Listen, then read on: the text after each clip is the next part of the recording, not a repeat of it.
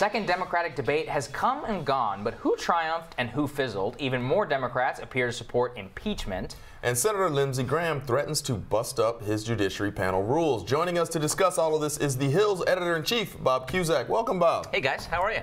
Great. Thank you for having us. Happy Friday. Hey, happy Friday. Happy Friday, Bob. It's been a long week. We've got some very interesting stuff going on in impeachment. I think the majority of the House Democratic caucus now supports opening an impeachment inquiry. How long can Nancy Pelosi keep the lid on this thing? You know, I think she's going to keep that lid on. I know other people have a different view, but I do think that she doesn't want to go down that path. And yes, we're certainly going to get way over the majority at some point. There'll probably be 5 or 6 more, and then without a doubt, it's a clear if you're just voting in the Democratic caucus, it would win. But that's not how it works. You've got to vote on the House floor, and you've got to get 218 votes, and they are nowhere near that. I think they have to decide that this year. I think they've got to take it off the table. I think that she's under pressure to take it off the table because of that. What is she going to do about the Judiciary Committee, though? Because I think we were talking about this earlier, which is that we're getting close to a margin on the Judiciary Committee of majority support. Yes, and there are a few votes there away. So if Jerry Nadler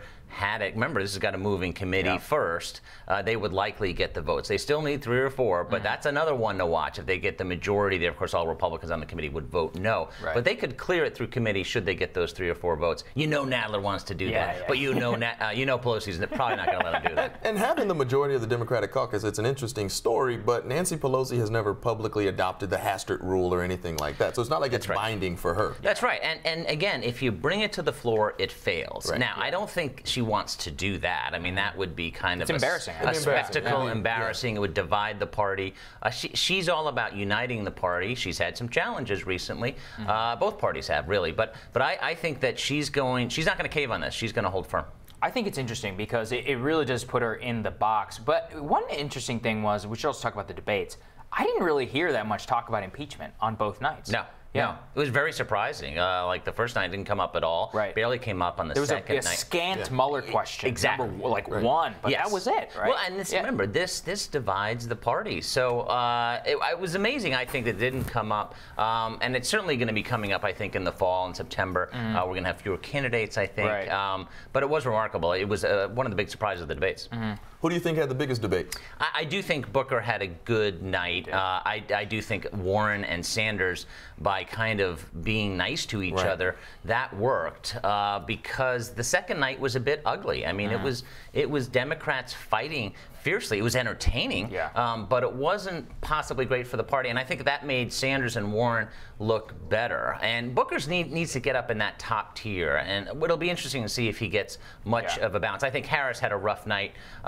She seemed defensive at times. Biden did okay. He avoided disaster. Yeah. Well, so we got new reporting over from the Hill's, Alex Bolton. The Democrats are expressing alarm over debate's negative tone. What does that mean exactly? What are they upset about? I guess they're just upset about the kind of ugliness of the second night, not the first night. So Alex talked to Dianne Feinstein, talked to Joe Manchin.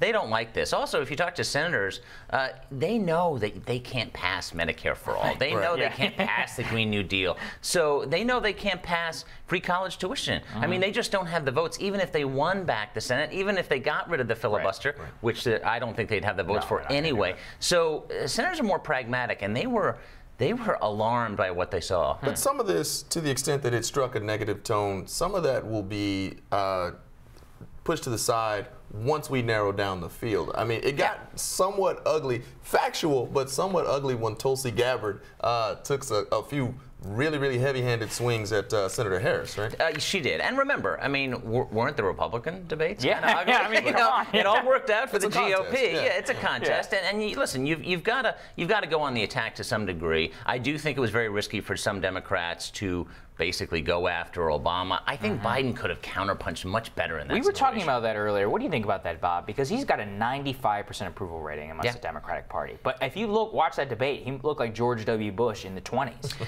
No, listen, I think that, I mean, as popular as Trump in the GOP, Obama is more popular in the Democratic Party. So I just think but Biden could have just said, listen, are you going after Obama? I mean, there are just sharper ways he could have counterpunched, I think. And I think it's very dangerous. But at the same time, remember, at one point, Obama was called by Democrats the deporter-in-chief.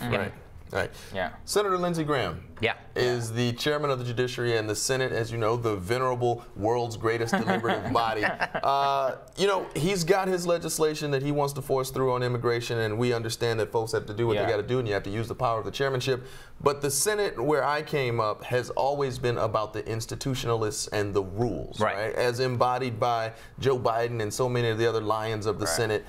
What concerns me here is Senator Graham's willingness to thwart the Senate rules. Can you talk about what's going on here? Yeah, well, I mean, listen, you know, the Senate has changed. It is more like the House nowadays. We've seen the nuclear option used by both Democrats and Republicans. And if you're in the majority, you can break the rules. And this was a very feisty hearing. This was Dianne Feinstein going after Graham, saying, what rule are you going by that you can just ram this through? Now, Graham knows that this bill is going nowhere. It's probably not even going to vote on the Senate floor, much less get through the House to change asylum laws. But this shows you the volatility in the upper chamber. And 10 years ago, this wasn't the case. I mean, Joe Biden, as you mentioned, you know, when he was coming up in the Senate, people got along.